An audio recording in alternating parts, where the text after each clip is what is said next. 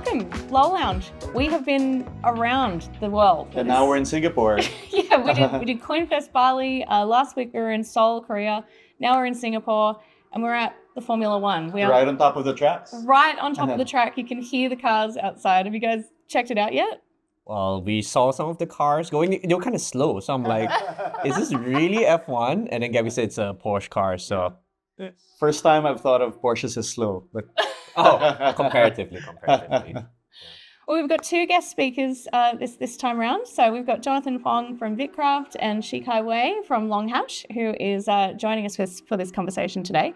And you guys are from the VC world, and both investors in YGG. So we're going to be talking about some of the latest announcements coming up from YGG Play, including the upcoming Launchpad. But before we do dive into that, it's not just F1 weekend, it's also the end of Token 2049. It's been a massive week here in Singapore. So I wanted to get the lowdown from you guys. Like, what was it like? What did you hear out there? What are the top line narratives that are driving crypto right now? I think it's no surprise, pretty obvious. Revenue. Yeah, the revenue matter. Real businesses, and then capturing the value back in the token. Yeah, I think it's a sign of, a lot of people call it the meta, but it's also, I think, a sign of a maturing industry, right? Where I think we've been surviving on this speculative hype for over so many years and so many cycles, and it feels like we're getting to the point where like gravity is finally starting to take effect. Yeah. I think the clarion call for the application layer has never been louder. I think everyone is kind of sick of like vaporware, so to speak, and we will continue to see vaporware.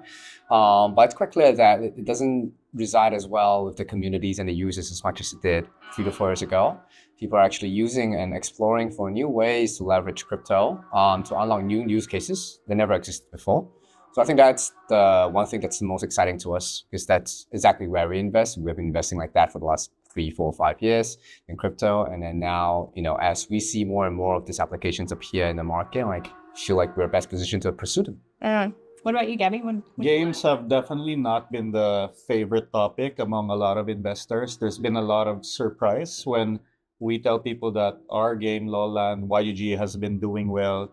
They're wondering where our buybacks come from. And when I say it's from revenue and profits, like they're actually shocked. So definitely we want to show that games are here to stay. We have something successful going on and that we want to build on top of it further. But yeah, games aren't really the highlight of the conferences this year. Did you guys hear the same kind of thing about Web3 games? Like, what's the sentiment that you're hearing? Actually, I was doing a fireside chat with Tomasz at our dinner. And he was talking about the various verticals that they're trying to promote within the Ethereum ecosystem. And he specifically said, I have a lead for this vertical, but I'm still looking for the gaming vertical. For the Ethereum Foundation. Yes. Very surprising. Yeah, so I'm like, okay. Well, firstly, that gaming itself is underappreciated, but also that is an area that they are trying to actively promote. So it is not being overlooked as a vertical. It just seems super underhyped right now. I don't want to, I don't have the exact numbers with me here, but like if you look at the daily active wallets, gaming continues to remain like number 1 and number 2. Arithmetic may be off, directionally it's definitely correct. So it is waiting for the right use case to appear. So definitely gaming is still continuing to be like a key vertical for us. I know you guys have been collaborating for years, but for anyone who might be watching who doesn't know you, before we go any further, maybe you could actually give a little bit of an introduction to you and your work. And I guess I came to work with YGG as well. Will you switch your seconds or should I start? 40 minutes, so don't... Okay. Okay. Well, LongHash, we started in 2018 as an accelerator. Yeah. We were figuring out in the early days how to build community, how to work with builders. And actually, Gabby was one of the earliest members of our kind of co-working space. I was pitching for an NFT startup. Yeah. Nobody knew what an NFT was back then. And so that didn't go too well. Yes. And we're always looking for an opportunity to work together more closely. But we finally became investors, was it now 2 years ago now? Absolutely. Yes. Yeah. And I'm Jonathan. I'm a partner at BITKRAFT Ventures. We are one of the largest interactive entertainment investment firms in the world. We've been investing in crypto for the last 5 years. In general, we think of ourselves as investing at the frontiers of new paradigms. And I think YGG was actually the very first investment out of BITKRAFT's crypto fund. Oh, really? One of our first few. I don't know, like Jens led the investment, our founding GP. So we were very early to like this concept before this art. And I think to quote Jens, he likes to think of YGG as the thesis as the job board of the future. And if we believe that our world is increasingly digital, this is a natural progression of where we see jobs and other verticals in the world progressing into like this digital reality. Yeah, that's a super interesting extrapolation, kind of looking at how games can impact so many different aspects of how we live and work. Yeah, but let's go back to that time. Actually, that was a time like in late 2020, early 2021, when there was like a lot of money going into Web3 gaming from the VC space. But I think the original pitch to investors back then was that Web3 games stood to capture a slice of, the $300 billion or so traditional gaming market. And fast forward to today, I think we've seen that that's actually been really hard to do. It's been really difficult to get those Web2 gamers to come over to Web3. And now I think what we're seeing with this casual degen thesis, which YGG Play is really establishing and leading, is that, well, maybe they were the wrong target market. Maybe there's this other target market of crypto users that don't necessarily call themselves gamers, but they are looking for fun, rewarding loops, maybe not a AAA game, but something different. So I wanted to ask you guys, like, what do you think of this casual degen thesis, and how does it actually fit into the rest of your portfolio? I'll give a longer story. So there's this book I really like. It's called Things That Don't Change. Essentially, in this book, there was an example of Jeff Bezos being interviewed by analysts on earnings calls and asking him, like, how do you expect the future to change? How do you prepare a business for that? And Jeff basically said that it's impossible to predict what changes. It's way better to spend your time thinking about what doesn't change. And for Amazon specifically, what he said was that regardless who you are, where you are in the world, how old you are, you want fast shipping, you want free shipping. This is something that everybody wants, right? And that's what gave him conviction to build out the whole logistics platform. Going back to YGG, what we like a lot about what they're doing is that speculation is one of the key themes and the biggest industries of all time. And you see it popping up now in crypto more so than ever with prediction markets, right? So there's an innate human need to want to speculate and enjoy the speculation process. And I think what YGG has done is essentially found product market fit within the more crypto native crowd. Because this is what the market wants. The need needs to be fulfilled by someone, and YGG is going out there to fulfill that need. Yeah, I'll talk a little bit more about what we call the casual degen, because earlier in my career, I was actually making casual games. And then once I got into crypto and NFTs, of course, tried different ICOs, NFTs, different kinds of trading. And there's actually a lot of fun in that process of doing speculative gameplay, basically using DeFi, right? Going into this yield farming. So that in itself is actually fun. It's a different type of fun than playing a first-person shooter. And I think that's where a lot of people in the industry kind of get tripped up when they're looking at the game and say, oh, it's not fun like, for example, how Fortnite is fun. Like that's just yield farming with extra steps. Actually, sometimes the yield farming is very fun in its own different way. And what we've done with what we call casual degen is use these casual games that are very accessible to anyone, and then add these strategic and risk loops around it that allow it to be fun, but still be very crypto native, still kind of play within what DeFi players want. And then we package this as a game, and then we target very crypto native users. So this has proven to be very successful. It means we're not going after millions of daily active users like you would for a mobile game, but we are targeting a smaller amount of users with people that have very high wallet balances. They're used to risk and strategy and speculation, and this is the type of gameplay that they like. And we found that casual degen as a category and Lowland as a game specifically have found product market fit there. Yeah, actually, I want to pick up on this, the crypto nativeness, right? I think one viewpoint as an investor is to avoid the opposite of crypto native, which is then skeuomorphic investments, right? You just kind of copy, this works in Web 2, and then I would just slap on some crypto, and somehow over the years, none of it has ever worked. Nothing has right? Somehow everything that's worked, you start from the crypto native crowd that's super hot, and then kind of radiates out from there. And it feels like all other games, everyone tried to launch all the app stores, launch on Steam and so on, try to get the mainstream users. The moment they find crypto, they're like, there's crypto in it. But now, if you look at how Axie grew as well, it started from crypto native and then grew from there. Right? I think now with this wave of casual degen, same thing, right? Start with the abstract natives, the crypto natives, and as more people find it fun, then they organically come in. Yeah, that's absolutely right. How do you see it evolving over time? Because I think the casual degen thesis is quite early now, this refocusing on the crypto native market. It's kind of a new narrative in Web3 gaming. So where do you see it going in, say, like the next 1 to 2 years? I love to see more games. Of course, there will be more games, but I think that this is where you see the future of like crypto native app stores like Abstract, and then crypto native platforms like the YDG Play Launchpad comes in. We just announced the YDG Play Launchpad this week.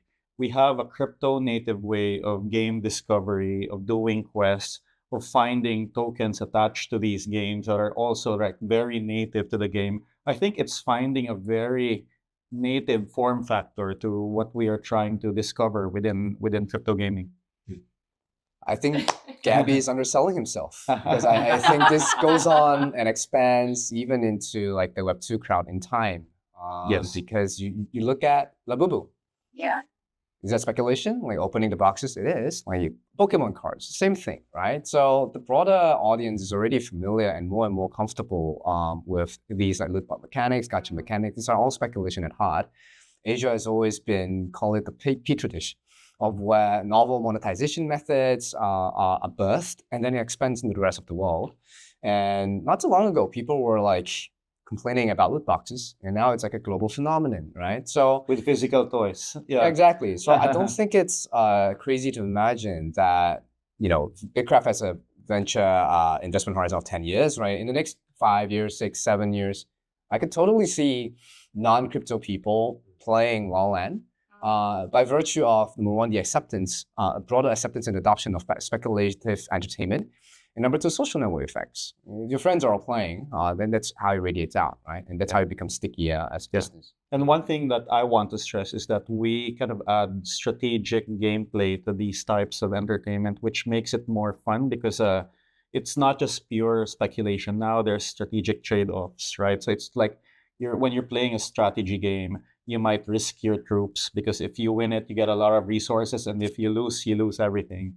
And a lot of crypto actually works like this. It's like I buy some new token with my ETH or USDC, and sometimes I lose it all. Sometimes it turns out well, or sometimes I can use that to buy an NFT. So a lot of people who actually have experience in strategy games and MMOs, they actually tend to do very well in crypto because they're used to kind of making these types of strategic trade-offs. Well, actually, all the card game players, I love it because it's the same sort of like gameplay. Yeah. Mm-hmm.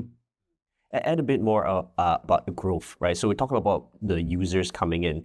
I think one area I will be excited about is to also unearth more indie builders, right? I think it's no secret that like to fund and then launch an indie game is so difficult right now, and partly it's because of this whole monetization model, ad model that's been so difficult. So as this monetization mechanic of being casual degen and the launchpad comes out, right? Hopefully, I think it kind of allows this indie hackers to flourish again, right? As a mechanism.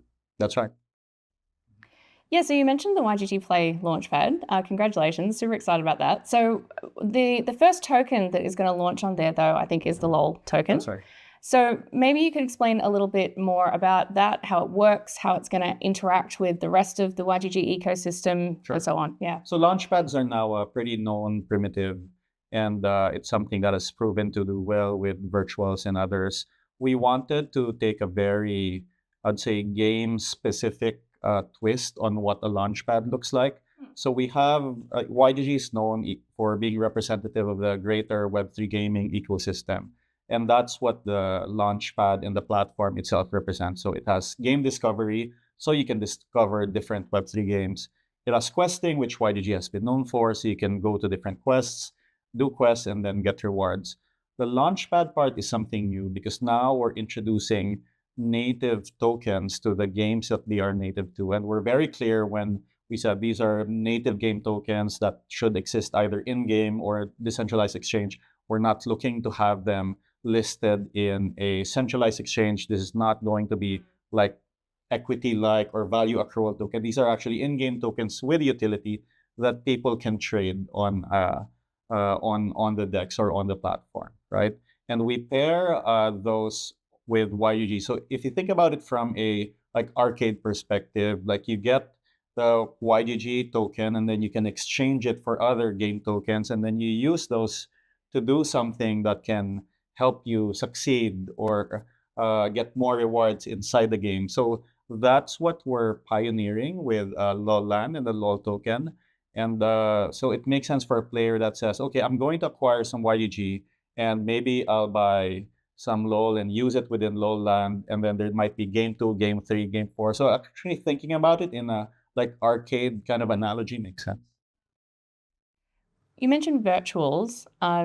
Shi Khai, I know that you've been a huge advocate and supporter of the virtuals ecosystem. For anyone who isn't really familiar with it, could you give maybe a bit of a brief overview? For sure.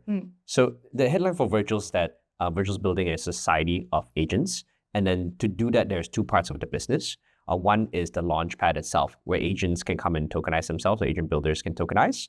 And the second part is agent commerce, where then these agents can transact with each other. I can see a lot of parallels with the launchpad, whereby like, hey, the games also need to launch. And then after that, there's like the actual utility part and how you drive revenue. And effectively, these are the two components that need to make it work. The platform has evolved many iterations. I know, John, you've been also participating since Q4 last year as well. Happy to talk through like the various learnings and iterations as well. That'd be really interesting, actually, because I think, it'd be great to know what's working really well, what's still remaining a challenge, and I guess like how you would apply some of those things. My question actually is, how does Virtuals bootstrap the discovery or maybe the funding of new like agent projects, right? Because I think that's one of the most important parts that it plays. Yeah, for sure. So the concept for Virtuals, it's been, although I think that's slightly different because it's permissionless, right? I know in our case it's curated, so the discovery is already gate kept by YGG. But for Virtuals, because it's permissionless, there needs to be a way to surface like, hey, which ones are going to do well, or which ones should the community pay attention to. So initially there was no such mechanism. I think that's when you were participating and even launch something, and then that means that other people just quickly bought in the moment they find out something, or like snipers and bots just quickly bought it in before the community could realize what's good. And then that kind of destroys the whole like. A lot of them didn't actually care about what the token represented, right? Yeah. All like very meme-like and like.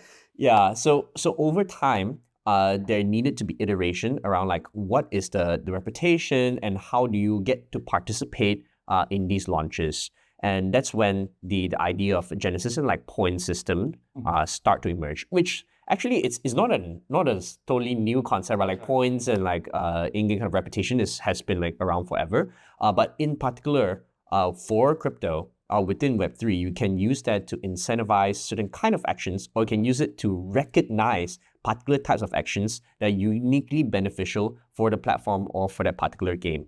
So in this case, you want to incentivize economic activity, because then that encourages trading volume, which itself generates trading fees, which then goes back to both the agent builder as well as the platform itself.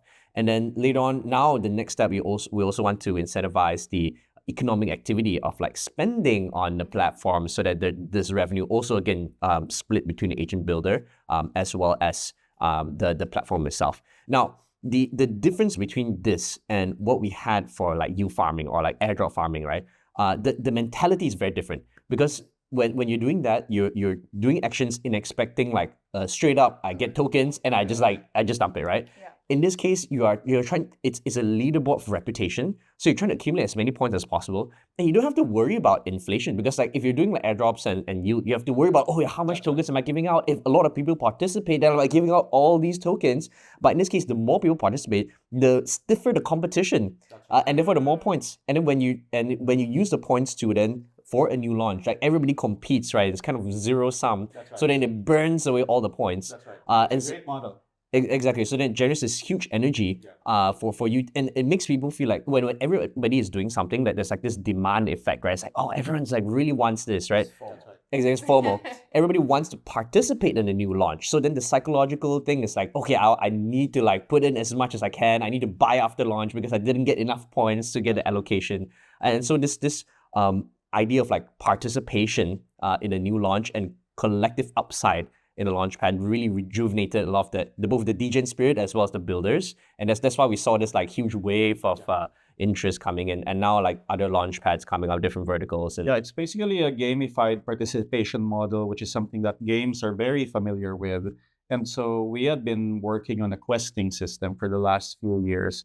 So essentially merging the questing system we've done, which is allowing people to discover different things to do inside the game and get rewarded for them, and then graft it to a point system allocated to a Launchpad. Because the core problem with the Launchpad, especially if you're offering something up at a low value, is that you want the most aligned participants to be able to get in early, right? And the point system is perfect for that. And then merging that with what we've learned with our gamified questing system, you want people to be playing the game, doing quests. You want your community to have a chance to come in over people who are pure speculators. But the speculators also bring in a lot of the capital that's necessary for all of this to work. So you allow them to be able to stake their capital and also bring in points, even though they don't get to play the game. So designing those systems is critical, and it's something actually that games do very well. Yeah, I think just a little bit more on the tokenomics, I guess. It seems designing a fair launchpad is one of the most important things in terms of putting this out there. So in learnings from the Virtuals ecosystem, how do you actually define what's fair and what's not fair in a launchpad? So one thing that we actually picked up from Virtuals is that there's a lot of different things you want to incentivize, but you don't want hard-coded rules because these things might change, right? So there are different things that you're doing, and you let the users discover what they are, and they kind of get the feedback. You also see this with the abstract XP, where the rules are kind of opaque, but the team kind of gives hints, and you get feedback by using it. So we're also taking that model where what you want to incentivize or users to do may be different on maybe a given week or a month, depending on what you want to prioritize. And you want to have the freedom to be able to move these things without setting basically hard-coded rules. Yeah, yet another thing that being off-chain in this case is much better, right? Yeah, rather than straight away give up yield farming and so on. Yeah, the flexibility. That's right.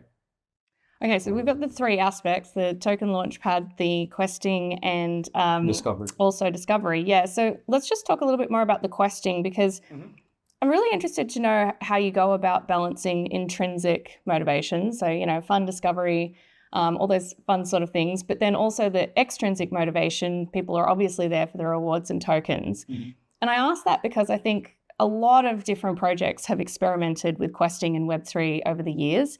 And we've seen a lot of them actually earn more toward the extrinsic motivation aspects.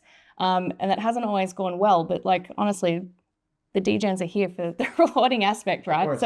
So how are you guys thinking about balancing that? You want to be able to weigh the different actions that someone can do in the ecosystem and how important that is to you. So for example, we put a lot of weight in someone paying money in our game. And if you're a paying user, you're basically like on the fast track to receive rewards. And if they're not paying, then you have to find some way to quantify, is this person creating content? Are they a community builder? How will you incentivize those that are paying basically with their time and skill rather than money? So those are the things that you want to be able to kind of put into a formula and see how you will reward them. But definitely it's the people with the capital that kind of enable put the funds for the ecosystem to work. But you can't be just rewarding mercenary capital, because if you are just rewarding mercenary capital, then people will take in their rewards and they would leave. So it's very delicate balancing case, actually. What have you guys seen over the years in terms of what works and what doesn't with questing? It's a fine balance. The same activity can be deemed as extrinsic motivation, can be deemed as intrinsic motivation by different people. That's right. So, yeah. For example, my grandmother plays mahjong every night with her friends. If you ask her, like, what are you doing? Like, are you speculating? I said, no, I'm having fun with my friends. You extend the example to, you know, people who go and play bingo or like the horse races, and not everyone there is like for pure extrinsic motivation. So for us, I think from this perspective, I think there are a lot of markers of behavior that show that these players are not there purely for extrinsically motivations. And I think it's important to parse out like who these users are and try to keep these people. Like, and they could actually form the glue.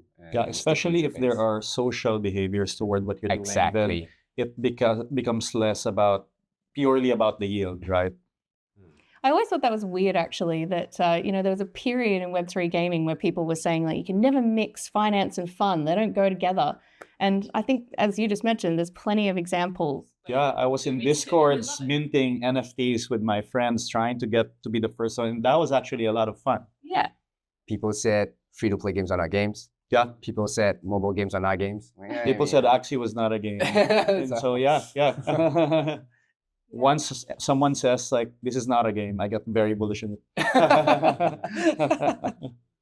All right, well, let's talk about the third aspect, game discovery. I actually want to ask you about this, Jonathan, because I think you'd be seeing a lot of different games come through the BITKRAFT portfolio, obviously, but could you talk a little bit about the history of game discovery in Web 2 and how that's evolved over time? I'm also interested to know, do you think Web 3 is going to run up a lot of the same problems? It's going to come up with its new problems? That's a big question, but I'm just interested in that timeline. I'd say we're entering the age of abundance. There's going to be infinite games, and then the problem discovery becomes ever more difficult. To understand why we're here today, you go back like 40, 50 years ago when, initially when games were being produced, the only way you could buy it is go to Best Buy. You go to like this brick and mortar stores, and everywhere you go there, like, what's the newest game? Like, Quick One's coming out. Everybody buys Quick One, and there are like maybe like 10 games launched a year. I don't know, maybe 20, right? Yeah. Not that many games, and people play the same games.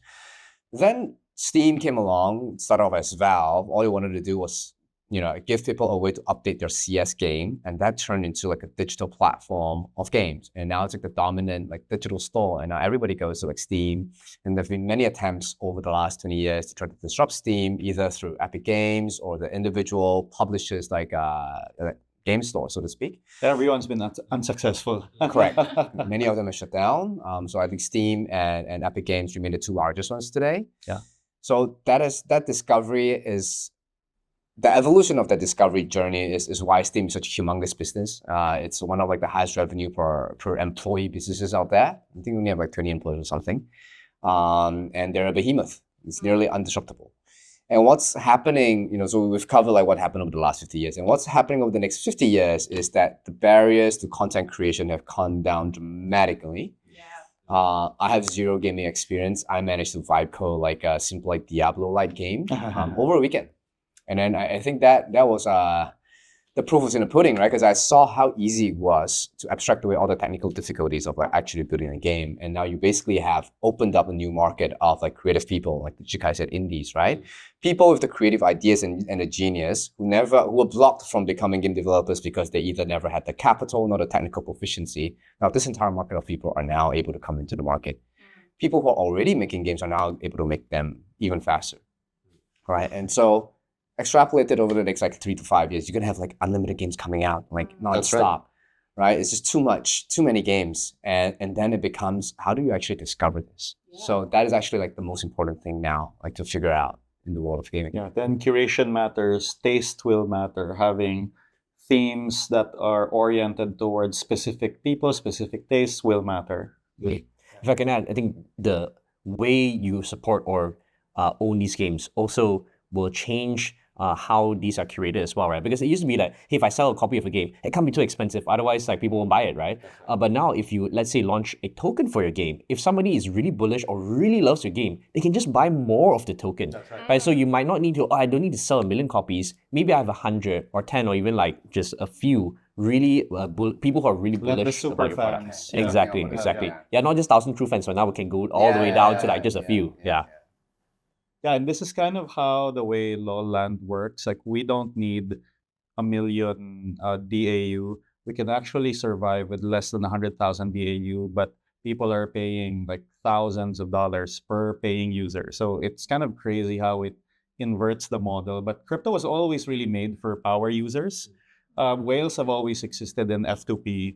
And what's really interesting about crypto is that people who start out as one of the small fish can turn into a whale by becoming an early supporter.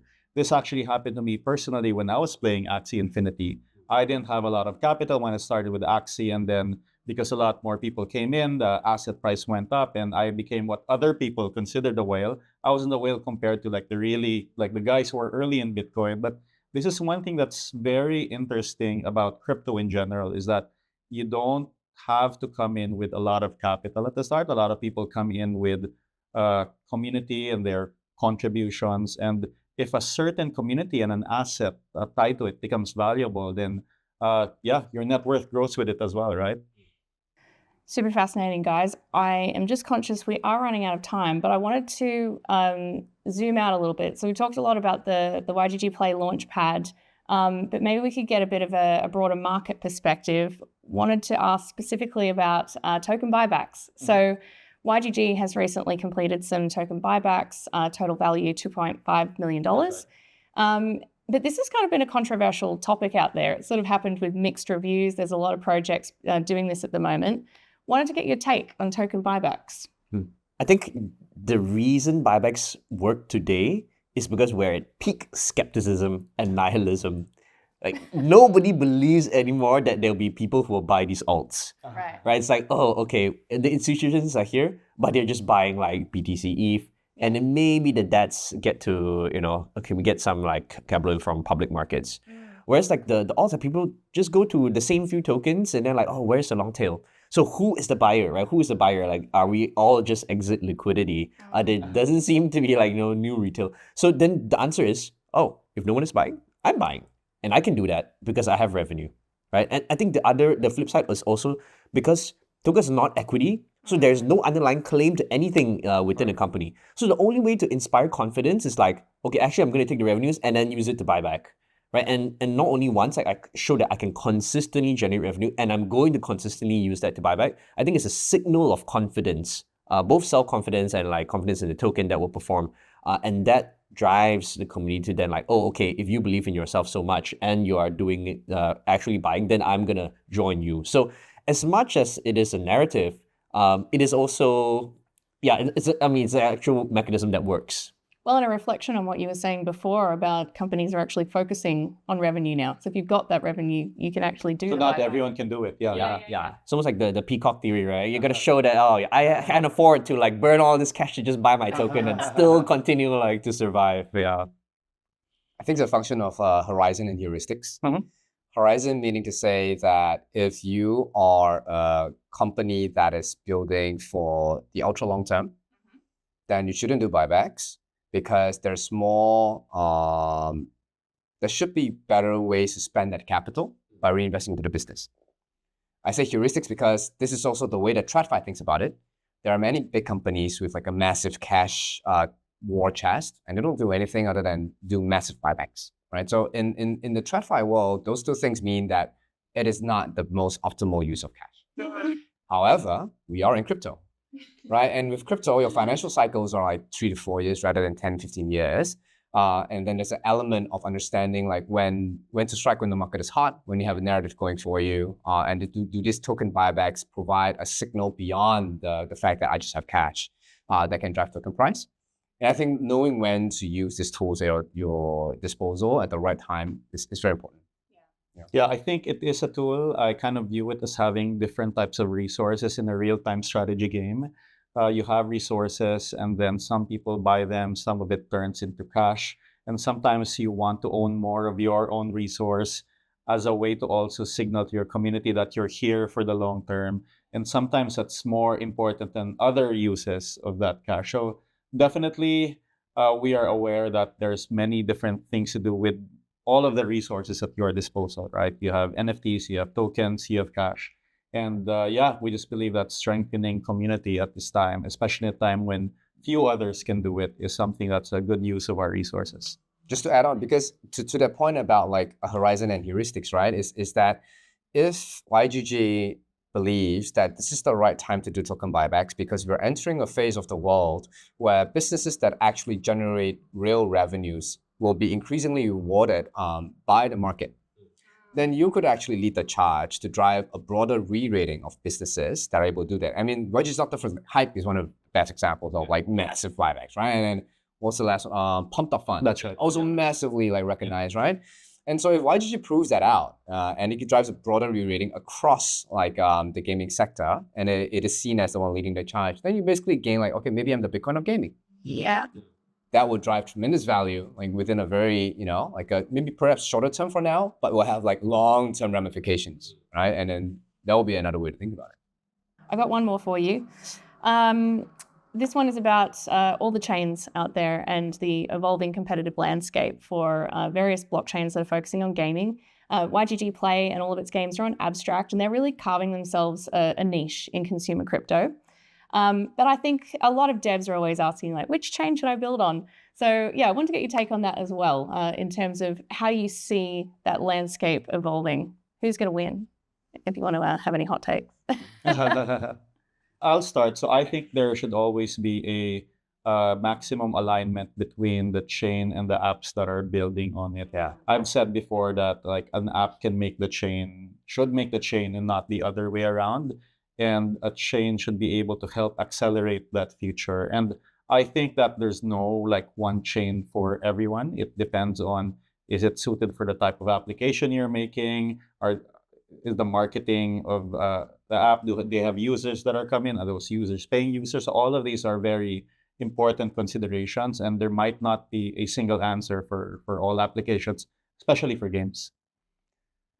I'd say two things. We have a lot of portfolio companies that are always looking for chains. Yeah. We never force them towards anyone. We let them know, almost like I have like an a la carte menu of like, okay, so all the chains here, this is what all of them do. This is what they're looking for, which is the best fit for you. Go look for that. Right? So I think some chains just want to have like, I just want 20 games max, and I want to like allocate massive capital to each game. Works for some chains, right? Some other chains that I believe it's like a hits business, so I just want to have a lot of games. Works for some chains, right? That's right. And it really depends. Second thing I'd say, and this is maybe a bit more of like a hot take, is like I think that these chains should just stop looking for exclusivity and locking each other down, because we are way too early in this journey to be competing for market share. Like we should be working together to grow the pie. Well, it kind of goes against the whole ethos of decentralization, right? Yeah. Right. So that's what we've been pushing, and I think we are seeing a lot of progress there. I think chains are starting to realize that I think we should collaborate. Let's see if like chain A and B could work together. Or some winners out, right? Yeah. I think also the vibe of each chain is starting to become clearer, right? That's right. Over time, like you realize that, this is the vibe of Solana, and the people on Solana and the leadership there. This is the vibe of like Base, and then and what Vita like is like trying to push is like, means I love low yield DeFi, very secure and kind of neutral. Different tribes, right? Yeah. That's right. And well, Abstract, Luca is setting the culture there, right? And with proliferation, with fun, but still crypto native. So I think it's up to your vibes-based selection. Good advice. So it's the vibe. Yeah, I love it. Guys, that's all we have time for, but this has been such a great convo. John, Shi Khai, thank you so much. If you're hanging around in Singapore for the weekend, I hope you have fun at the F1. Looking forward to seeing the YGG Launchpad out too. Thank you. Thank you for having us. All right. Off to the race. I love that.